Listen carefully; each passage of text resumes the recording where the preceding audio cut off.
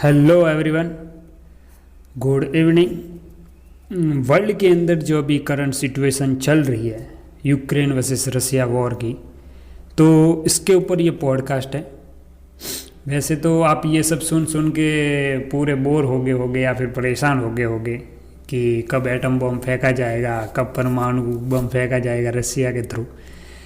तो इन सब के बारे में तो हम बात करेंगे ही, लेकिन ये पॉडकास्ट जो है ये मैंने अपनी पर्सनल रिसर्च और खुद के कुछ पॉइंट ऑफ व्यू और इसका क्या सॉल्यूशन हो सकता है, इसका क्या इफ़ेक्ट पड़ेगा, इन सब पर बनाया। आई होप मैं इस सब को कवर करूँगा।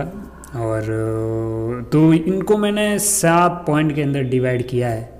जो पहला है वो है रसिया यूक्रेन का वॉर जो है वो क्यों हो रहा है। दूसरा है वहाँ के जो लीडर्स हैं और वो लीडर्स अपनी पॉलिसी कैसे बनाते हैं और वहाँ का पॉलिटिकल सिस्टम कैसा है। और थर्ड पॉइंट है इसका दुनिया पर इफ़ेक्ट क्या पड़ेगा। और फोर्थ जो पॉइंट है वो इंडिया को किस पॉइंट पर होना चाहिए। और 6 जो पॉइंट है वो है इसका सॉल्यूशन फॉर इंडिया के लिए कि इनको अपनी डिपेंडेंसी कैसे कम करनी चाहिए। और 7वां जो पॉइंट है वो इस वॉर से किसको बेनिफिट होगा और इससे हम क्या सीख सकते हैं और हम इसको कैसे अपने ऊपर से टाल सकते हैं। तो चलिए शुरू करते हैं इस पॉडकास्ट को। और मैं चाहूँगा कि आप इसको अपनी खुद के पॉइंट ऑफ व्यू भी रखें, क्योंकि खुद का जो पॉइंट ऑफ व्यू होता है उसके ऊपर बहुत सारा फ़र्क पड़ता है कि हम उस सिचुएशन के बारे में क्या सोचते हैं और क्या सोचेंगे। क्योंकि वॉर के कोई एक सॉल्यूशन नहीं है और वॉर से हमेशा नुकसान ही होते हैं। फिर वर्ल्ड वॉर 1 देख लो, 2 देख लो, या फिर छोटे मोटे जो साउथ अमेरिका है उनके अंदर भी वॉर्स हुए, एशिया में भी हुए हैं। अफ्रीका ठीक है, अफ्रीका के ऊपर यूरोप का कंट्रोल था, इस वजह से इतना नहीं हुआ है, लेकिन वहाँ पे भी जो गृह युद्ध होते हैं वो तो होते ही रहते हैं। तो इस टाइप से हम इस पॉडकास्ट को स्टार्ट करते हैं कि रसिया और यूक्रेन का जो वर्ल्ड वॉर है वो कब से शुरू हुआ। वर्ल्ड वॉर ही कह सकते हैं क्योंकि अभी तो 1 से ज़्यादा कंट्री, 2 से ज़्यादा कंट्री आने की पूरी संभावना बन रही है। तो देखिए, रसिया और यूक्रेन का जो वॉर है इसका स्टार्टिंग जो है 20 फरवरी 2014, ठीक है। मतलब आज से लगभग 8 साल और 1 हफ्ते पहले ये जो है ये बातचीत और फिर इस टाइप से शुरू तो हो ही गया था। बट जो रसिया ने जो है यूक्रेन पे जो वॉर जो किया है, जो अपनी मिलिट्री को की है, वो 24 फरवरी 2022 को किया है। और इस दिन पूरा स्टॉक मार्केट पे गिर गया होगा। बहुत से लोग इस दिन को ब्लैक डे ही समझ रहे होंगे। तो इसकी शुरुआत आज की नहीं है, ये 8 साल पहले। और रसिया का हिस्ट्री अगर जाने तो वो तो 800 साल समथिंग आसपास की होगी। जब वो तो बहुत पुरानी हिस्ट्री है, उसके ऊपर हम अभी नई बात करेंगे। हम बात अभी लेटेस्ट वाली बात पे करेंगे कि रसिया और यूक्रेन का जो वॉर है वो 8 साल से चला आ रहा है। पहले इनके ठीक है टेबल टॉक्स ही होती थी, बट अभी इन्होंने डायरेक्ट अपनी आर्मी भेज दी है। और एक और चीज़ सबसे बड़ी बात है कि रसिया की जो आर्मी है वो वर्ल्ड की 2nd लार्जेस्ट आर्मी है, मतलब पावरफुल भी है। सबसे ज़्यादा इनके पास परमाणु बम भी है। और यूनाइटेड स्टेट ऑफ अमेरिका के बाद अगर कोई पावरफुल कंट्री गिनी जाती है तो वो रसिया है, ठीक है। और अब हम बात करेंगे कि रसिया और यूक्रेन, जो रसिया है वो यूक्रेन पर इन्वेजन क्यों करना चाहता है, मतलब वॉर क्यों करना चाहता है। तो इसका सिंपल सा सॉल्यूशन है क्योंकि यूक्रेन जो है वो नाटो का मेंबर बनना चाहता है और ईयू जो यूरोपियन यूनियन है उसका मेंबर बनना चाहता है। तो देखिए, सिंपल सी बात है कि जो नाटो जो है वो अमेरिका के थ्रू बनाई गई है। वो उसको 4 अप्रैल 1949 के अंदर इसको बनाया गया था। इसको कहते हैं North Atlantic territory union organisation, ठीक है। इसके अंदर 30 देश हैं और आप मोस्टली देखेंगे कि जो अमेरिका ने जो है ये नाटो के जितने भी मेंबर बनाए वो सब जो सोवियत यूनियन था, जो भी रसिया है, इसके आसपास की कंट्री को बढ़ाया, ठीक है। इसके ऊपर हम बात करेंगे आगे। और दूसरा पॉइंट कि ये ईयू का मेंबर बनना चाहता है। तो ईयू क्या है? यूरोपियन यूनियन, जिसके अंदर 27 कंट्री है, ठीक है। और 27 कंट्री जो है वो सब सोवियत यूनियन जो भी करंटली रसिया है उसके आसपास की है। ईयू के अंदर क्या होता है कि आप अगर ईयू के मेंबर है कोई भी कंट्री, तो वो किसी भी देश में कमाने जा सकता है, वहाँ पर कभी भी पढ़ाई कर सकता है, कोई बॉर्डर वीज़ा वगैरह कुछ ऐसा लगता नहीं है। और वो काफ़ी मतलब हैप्पी कंट्री रहता है, क्योंकि जहाँ पे वॉर नहीं है वो हैप्पी ही रहेगा। सिंपल सा सॉल्यूशन है, ठीक है। तो ये जो नाटो जो है, इसका जो टॉप का मेंबर है वो है अमेरिका, ठीक है। 45% उसका हिस्सा नाटो के अंदर है, उसकी सेना भी सबसे ज़्यादा है, उसका बजट भी सबसे ज़्यादा अमेरिका से आता है। और 30 कंट्री इसके अंदर ओवरऑल है।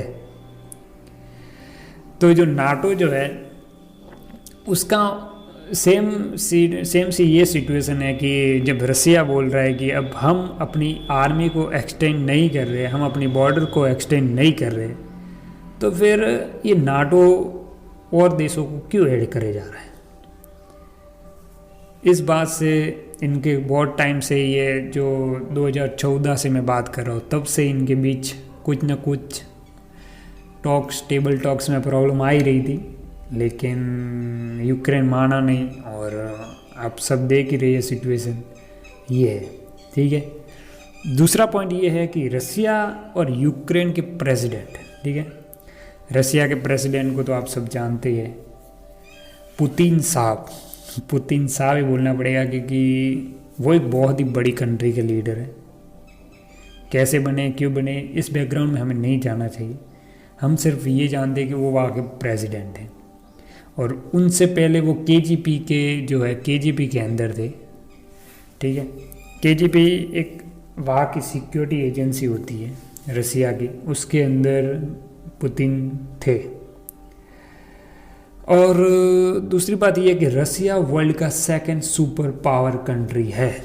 आप कितना भी चाइना को मानिए, इंडिया को आगे लाइए, लेकिन इंडिया और चाइना है माना टॉप 5 के अंदर दोनों कंट्री आती है, बट लेकिन रसिया एक बहुत बड़ी सुपर पावर है। शायद इतना दिखाया नहीं जाता, क्योंकि हमें बुक्स का, जितनी भी बुक्स वगैरह, न्यूज़पेपर, उनमें अमेरिका को बहुत ही सुपर पावर बताया जाता है, क्योंकि उसने 2 एटम बॉम्ब फेंके थे हिरोशिमा और नागासाकी पे।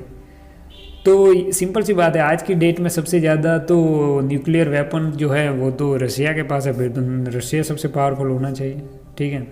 बट बुक्स के अंदर और न्यूज़पेपर के अंदर हमें हमेशा बताया जाता है कि अमेरिका सबसे टॉप सुपर पावर है। बट रियलिटी में अगर आप देखोगे तो रसिया है, लेकिन जिस टाइप से इतना लंबा जो ये है वॉर खींचा जा रहा है, इससे हमें भी डाउट होने लग जाता है कि किस टाइप की आर्मी है ये।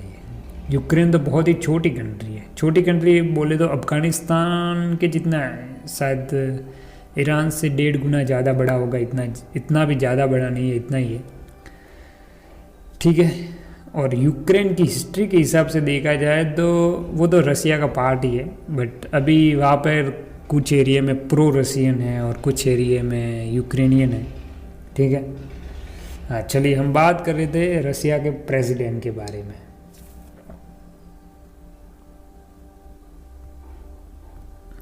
तो रसिया के जो प्रेसिडेंट है पुतिन साहब, ठीक है, मैं उनको साहब कह के बुलाऊंगा, क्योंकि इज़्ज़त देनी पड़ती है भाई, पावरफुल लीडर भी है और किसी कंट्री का लीडर है, और हमारे इंडिया के साथ अच्छी फ्रेंडशिप है, तो उनको हम क्यों नहीं इज्जत देंगे और रेस्पेक्ट देंगे, ठीक है। तो पुतिन साहब जो है उनका 18 मार्च 2014 के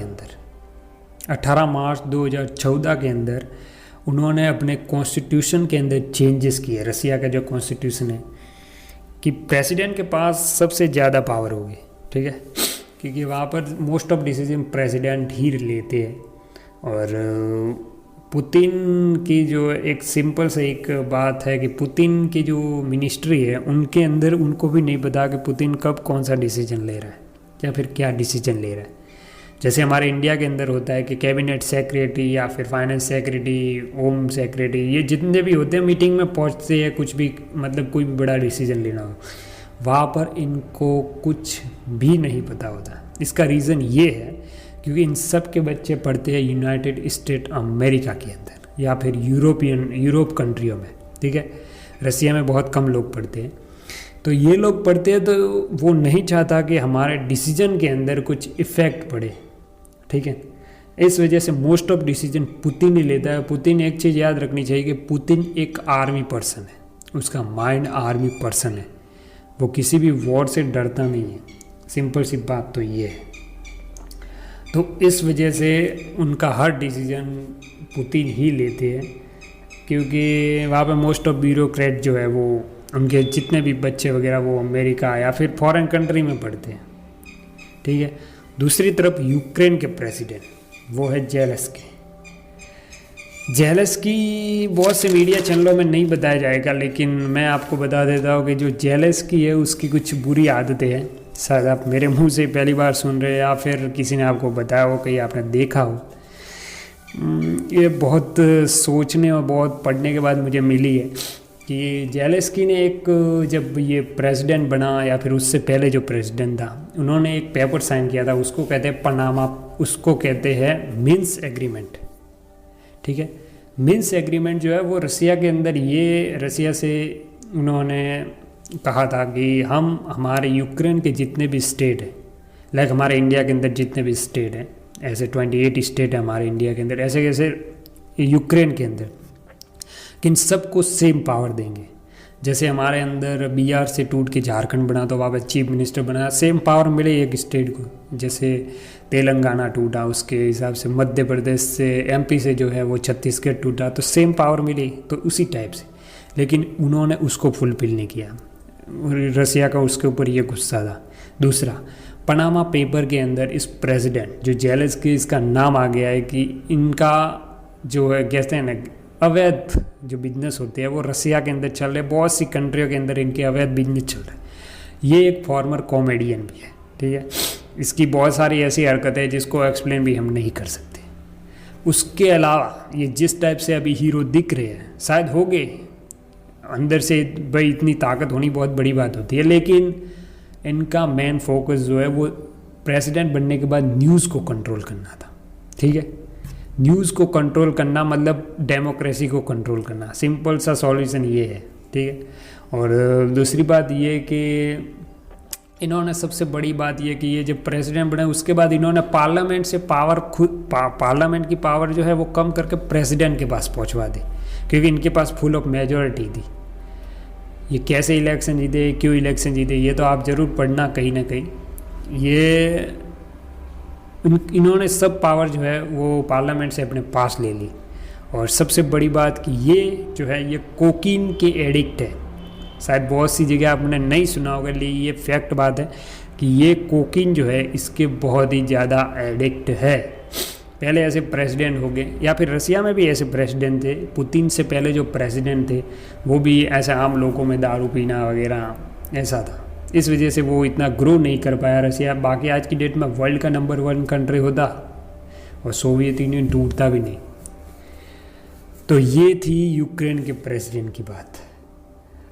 तो अभी जो जेलेंस्की अपने आप को हीरो बना रहे हैं या फिर हीरो बनना चाह रहे हैं, अच्छी बात है, अपनी कंट्री के लिए करना भी चाहिए, लेकिन ये कुछ उनके भी ऐसे कारनामे हैं, ऐसे डिसीजन है, ऐसी इन्वॉल्वमेंट है कि उनके ऊपर ट्रस्ट लोगों का कम ही हो जाता है। और ये भी एक चीज़ याद रखना कि ये भी धीरे धीरे अपनी डिक्टेटरशिप जो है वो यूक्रेन के अंदर जमा रहे थे। और नाटो और यूरोपियन यूनियन से इनको मिलने की भी क्या ज़रूरत थी। एक अच्छी सी कंट्री है यूक्रेन, उनको रसिया के साथ हाथ से हाथ मिलाकर काम करना चाहिए था।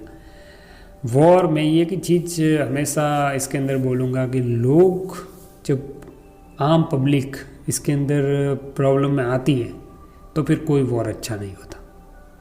ये उनके जो अभी प्रेसिडेंट है जेलेंस्की, ये जो अभी तो कोकीन वगैरह के जो सेवन करते हैं, ये जब सब चीज़ें इनके पास से उतर जाएगी तब इनको पता चलेगा कि जिस कंट्री के पीछे ये कूद रहे थे नाटो मेंबर्स के पीछे, नाटो कंट्रियों के अंदर उन्होंने इनको क्या दिया और इनको क्या हासिल हुआ, उन्होंने देश की क्या दशा कर दी है। ठीक है। थर्ड पॉइंट है कि वर्ल्ड पर इसका क्या असर होगा। तो एक सिंपल सी बात है कि गेहूं और तेल जो है यूरोप के अंदर तो आता ही आता है, पूरे वर्ल्ड के अंदर जो है ये रसिया और यूक्रेन गेहूं और तेल देते हैं। एल्यूमिनियम नंबर 1 इनकी प्रायोरिटी, लेकिन एल्यूमिनियम से ज़्यादा जब लोगों के पास खाने के लिए पीने के लिए कुछ होगा नहीं तो लोग तो वैसे भूखमरी से ही, मतलब आप समझ रहे हैं कि कैसी प्रॉब्लम आने वाले टाइम के अंदर। तो यूरोप जो है वो 40% गैस जो है वो रसिया से खरीदता है। 40% बोल रहा हूँ, 40% मतलब कोई छोटी बात नहीं है, लगभग हाफ ही समझ लीजिए आप। तो इसका क्या इफ़ेक्ट पड़ेगा ये तो आप आने वाले टाइम में देखेंगे ही। और दूसरा तेल, और सबसे बड़ी बात कि तेल जो है वो खाने का जो होता है, जो कुकिंग का जो ऑयल होता है वो बहुत महंगा होने वाला है। और 10% पेट्रोल भी हम, तेल जो क्रूड ऑयल होता है वो भी रसिया यूक्रेन सब मिला के वहीं से ख़रीदा जाता था। पूरे वर्ल्ड की बात कर रहा हूँ मैं। तो इसका इफ़ेक्ट कैसे पड़ेगा, ये सिंपल सी बात है कि सप्लाई चेन जो भी बहुत से उनके ऊपर प्रतिबंध लगाए जा रहे हैं, अभी तो लगा रहे हैं प्रतिबंध, आने वाले टाइम में देखते हैं इसका क्या इफ़ेक्ट पड़ता है। बट मेरे हिसाब से प्रतिबंध भी उस टाइप से लगाने चाहिए कि खुद को भी नुकसान ना हो और सामने वाली कंट्री को अगर नुकसान हो तो वो समझ जाए कि ये चीज़ गलत है। अभी आप किसी भी एक चीज़ यार समझिए कि वॉर के अंदर आप ये बोल रहे हैं कि हम उसको इतना डरा देंगे कि उसके अंदर से डर ही ख़त्म हो जाएगा। तो फिर वॉर और उसका मतलब ही क्या रहा। आने वाले टाइम में तो आप सब मरोगे फिर ऐसे तो करोगे तो, क्योंकि सबके पास न्यूक्लियर वेपन है। कोई ऐसी कंट्री नहीं है, मतलब टॉप जो कंट्री है उनके पास न्यूक्लियर वेपन है। और एक वेपन से क्या हो सकता है आपने जापान के अंदर देखा ही था, अभी तो उससे भी 20 गुना ज़्यादा ताकतवर वेपन जो है वो सब बहुत सी कंट्रियों के पास है। तो शायद ये चीज़ को सोचना चाहिए पूरे वर्ल्ड को। और इसका भारत पर क्या असर पड़ेगा। भारत से पहली बात ये कि इंडिया का पॉइंट क्या होना चाहिए। तो इंडिया के लिए तो रसिया एक फ्रेंड कंट्री है, तो उसका डिसीजन जो अभी है न्यूट्रल वही रहना चाहिए। ना हम उस तरफ घुस चुके हैं ना इस तरफ, हम सिर्फ एक एडवाइस कर सकते हैं और उसके हिसाब से हम बड़े बन सकते हैं कि उन दोनों को समझाएं कि टेबल टॉक कीजिए, उसके अलावा कोई सॉल्यूशन नहीं है। वॉर से तो आज तक किसी का भला हुआ नहीं है और होगा नहीं, ये सिंपल सी बात है, आज भी, पहले भी और आने वाले टाइम में भी। तो रसिया जो है और यूक्रेन जो है इनको मिलकर बात करनी चाहिए, ये इंडिया का पॉइंट होना चाहिए।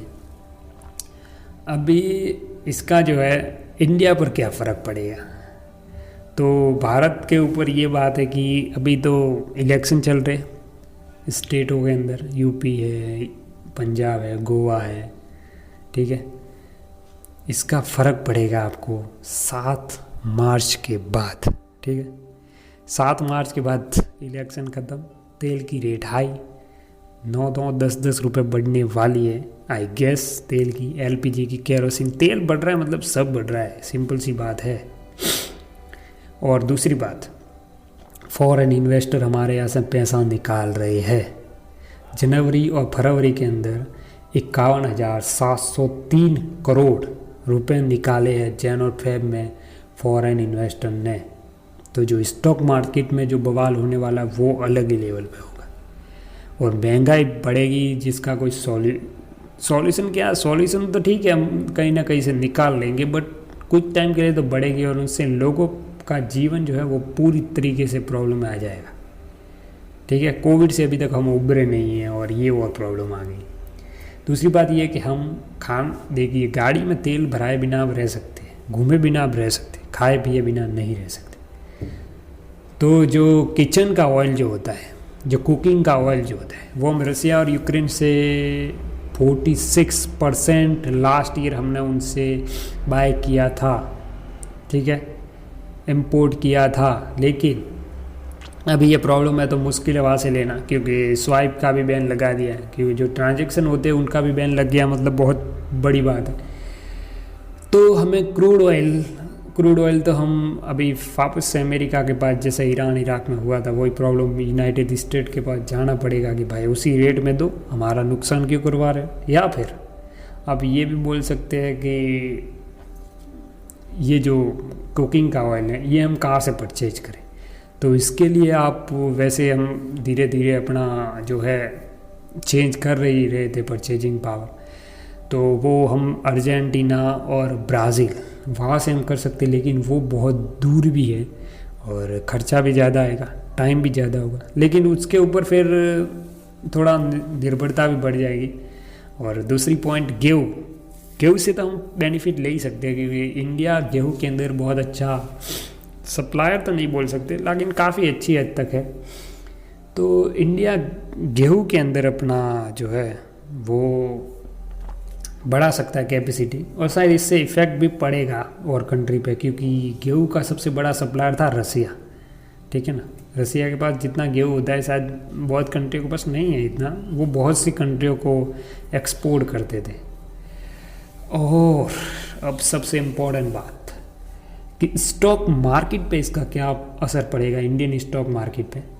तो जितनी भी मोटर्स कंपनियां हैं, फार्मा कंपनियां हैं, एल्यूमिनियम कंपनियां हैं, पेंट्स और टायर्स की जितनी भी कंपनियां हैं, सब पर असर पड़ेगा। और ये बात आप सोचिए, समझिए, रिसर्च कीजिए, कहीं पे भी जाइए, इन सब स्टॉक पे फ़र्क पड़ने वाला है अगर वॉर नहीं सही टाइम पे रुका तो, और वॉर कंट्रियाँ घुसी तो और बढ़ेगा, ठीक है। इसका अब सॉल्यूशन क्या हो सकता है? सॉल्यूशन सिंपल सा है कि इंडिया को रसिया और यूक्रेन को अब जो है टेबल टॉक कराने के लिए राज़ी करना पड़ेगा। इंडिया को तो नहीं, मतलब टेबल टॉक के लिए सजेस्ट कर सकते हैं, बाकी कंट्री को करना चाहिए, क्योंकि हम दूसरों के पछड़े में क्यों बढ़े, सिंपल सी बात है ये। लेकिन हम अपनी इकोनॉमी के लिए तो ब्राज़ील और अर्जेंटीना पर ऑयल के लिए निर्भर रह ही सकते हैं। और इंडिया जो है वो बिलियंस डॉलर का बिजनेस करता था रसिया से, मतलब डिफेंस के सेक्टर हो किसी भी सेक्टर में, तो उसको अब चेंज करना पड़ेगा। हम अमेरिका के ऊपर भी निर्भर हो सकते, किसी और कंट्री पे भी हो सकते, फ्रांस वगैरह पे, लेकिन खाने पीने के लिए आपको किसी और कंट्री की तरफ, क्योंकि जो चीज़ हमारे यहाँ नहीं बनती उसको तो हमें बाय करना ही पड़ेगा, कैसे भी करिए। या फिर हम खुद इतने सक्षम बने कि इस चीज़ को हम फेस कर सके और इस चीज़ से उबर करके हम इसको आगे ले जा सके, ठीक है। इस वॉर से बेनिफिट किसको होगा? इस वॉर से बेनिफिट अगर किसी कंट्री को हो गया तो वो फ़िलहाल तो अमेरिका को हो रहा है, लेकिन अमेरिका जितना सोच रहा है उससे कई ज़्यादा उसको होने वाला है नुकसान, क्योंकि सब कंट्रियाँ उसके पास ही आने वाली है आने वाले टाइम में। क्योंकि जब खुद के घर शीशे के होते हैं तो दूसरों पर पत्थर नहीं फेंका करते हैं, ठीक है। इस वॉर का बेनिफिट मैं मेरे हिसाब से जितना मानता हूँ, मैं मानता हूँ चाइना को, क्योंकि चाइना ने इकोनॉमिक के हिसाब से तो रसिया को कहा है कि हम तुमको फेवर करेंगे, लेकिन अगर अमेरिका इसके अंदर कूदता है तो चाइना को इनडायरेक्टली बेनिफिट होगा। और इससे एक चीज़ और है कि चाइना ने एक ही चीज़ सोची होगी कि रसिया यूक्रेन के साथ बिजी हो जाएगा, क्योंकि वो वर्ल्ड का सेकंड बहुत ही पावरफुल कंट्री है, और फिर अमेरिका इन दोनों को सुधारने में लग जाएगा, और इसका बेनिफिट होगा चाइना को और इंडिया को। बिल्कुल इंडिया को भी होगा, क्योंकि इंडिया किस हद तक होगा कि अगर क्रूड ऑयल जो है, क्रूड ऑयल की वैसे रेट 120 के समथिंग 125 के समथिंग थी मैंने जब लास्ट देखा तब, तो फिर क्रूड ऑयल बढ़ रहा है, इससे तो महंगाई तो बढ़ेगी, लेकिन अपन खुद के दम पर इतने पावरफुल हो कि हम किसी भी प्रॉब्लम को फेस कर सके तो हमारे लिए बेनिफिट है। लेकिन तो भूखमरी के दिन आने वाले हैं भैया, और ये बात शायद बहुत से लोगों को पसंद ना आए, लेकिन ये बात फैक्ट भी है, क्योंकि जब महंगाई बढ़ती है, जब खाने पीने की रेट बढ़ती है, तो इनडायरेक्टली सब चीज़ें बढ़ने लग जाती हैं। ऑयल एक ऐसी चीज़ है, ऑयल मतलब पेट्रोल वगैरह, पेट्रोल डीजल एक ऐसी चीज़ है जो ट्रांसपोर्टेशन में यूज होती है, और ट्रांसपोर्टेशन से ही लोग एक जगह से दूसरी जगह खाना भी डिलीवर कर सकते हैं, पहुंचा भी सकते हैं, और खाना भी गवर्नमेंट एक मतलब गेहूँ हो कोई भी चीज़ हो वो पहुंचा सकती है। बिना ट्रांसपोर्टेशन के कुछ नहीं है, ये चीज़ आप समझ लीजिए, ठीक है ना। उसकी हिस्ट्री भी है, अगर आप हिस्ट्री भी पढ़ेंगे कि ये ट्रांसपोर्टेशन कितना इम्पोर्टेंट है आपकी इंडिया की जीडीपी, इंडिया ही नहीं वर्ल्ड की जीडीपी के अंदर, ठीक है ना। ये सब, और नो फ्लाइंग जोन भी कर दिया अभी रसिया को। तो दिन ब दिन पूरी खबरें आ रही है, और इलेक्शन 7 मार्च को कंप्लीट हो रहा है, ठीक है ना, लास्ट फेज़ का यूपी के अंदर। 8 मार्च को आप चेंजेस देखना स्टार्ट करेंगे, ठीक है। Thank you very much podcast को सुनने के लिए, और आपका ज़्यादा टाइम लिया हो तो उसके लिए, और जो भी मैंने टाइम लिया वो एक बार आप खुद भी रिसर्च कीजिए, खुद के भी पॉइंट ऑफ व्यू रखिए, क्योंकि ये मेरे खुद के पॉइंट ऑफ व्यू है, मैं क्या सोचता हूँ। ये मैंने पहली बार किसी ऐसे ओपनली पब्लिक प्लेटफॉर्म पे डाल रहा हूँ, शायद मैं इसको डालूँ तो फिर आप सुनेंगे ज़रूर, ठीक है। थैंक यू वेरी मच, और इस चीज़ से अपने आप को बाहर निकालिए और अपने काम पर फोकस कीजिए, और इंडियन मीडिया को थोड़ा जितना कम देखेंगे उतना आपके लिए बेनिफिट, ठीक है। Thank you very much, hope your day will be go, मतलब आपका दिन अच्छा जाए और आपका आने वाला टाइम भी अच्छा हो, और ये जितना जल्दी जो है ये प्रॉब्लम निकले उतना भली टले, मतलब भला टले, ऐसा ही समझ लीजिए, क्योंकि ये दिन ब दिन खाता जाएगा लोगों को भी, और हमारी इनकम जो है उसको भी कम करता जाएगा। आपने 24 फरवरी 2022 को स्टॉक मार्केट कैसा गिरा वो तो आप समझ ही गए। तो स्टॉक मार्केट गिरा मतलब सब चीज़ें गिनना स्टार्ट हो जाती है उसी से, ठीक है। Thank you very much.